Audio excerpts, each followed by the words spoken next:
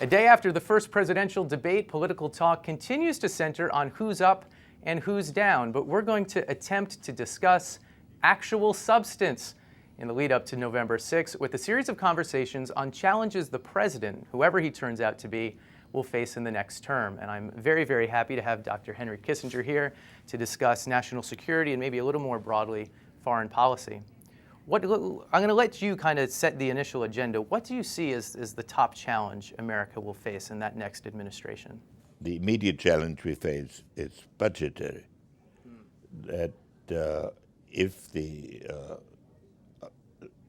all the cuts are implemented, then every expert that I know agrees that then our present commitments are very difficult to maintain. The sequester cuts, you mean? The sequester cuts. Even without the sequester cuts, our military budget is more constrained than it has been in a long time. We all saw Benjamin Netanyahu get up at the UN a week ago and draw that red line on his marker board. Should the U.S. join Israel in drawing a red line on Iran's nuclear ambitions? There are two ways to look at red lines. One is, should we make a public announcement that can be used by Israel or any country as a justification for its going to war? That we cannot do. Should not. No, we cannot subcontract the right to go to war. That is an American decision. Now, we do need to define for ourselves when we say that nuclear weapons are unacceptable, a nuclear weapons capability is unacceptable. We need to know for ourselves what we mean by that. What is the definition? But Dr. Kissinger's advice is private red line, publicly don't say it. I would say private red line, publicly decided in terms of tactical necessity. We're going to skip around the world a little bit because our time here isn't limitless. You've been interacting face-to-face with the Chinese for over 4 decades. They're growing and becoming more powerful economically and otherwise to an extent they never have before. Do you see any shift? Do you feel any concern about them becoming more assertive? We've seen it in the South China Sea. We've seen it in a number of different... Well, the Chinese are bound to become more powerful because that's inherent in a growing economy.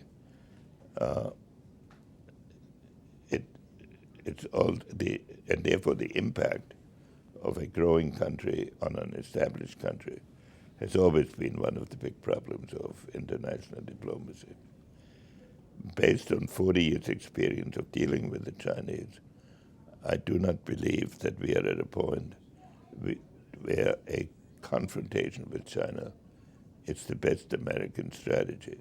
I believe that since both sides stand to lose so much from a confrontational course, that they owe it to themselves to attempt to do something that's not been done before in history.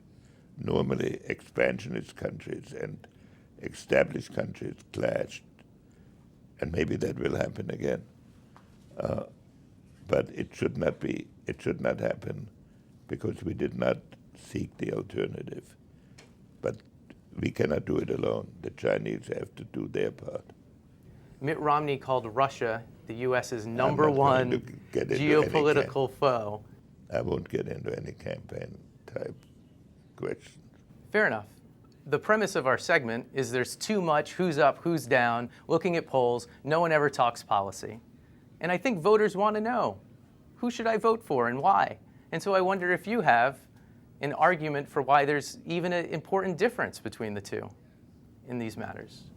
I'm endorsing Governor Romney.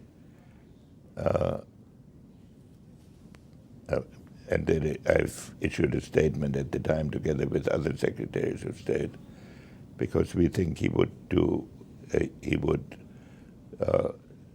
conduct a responsible foreign policy. And I won't go beyond that.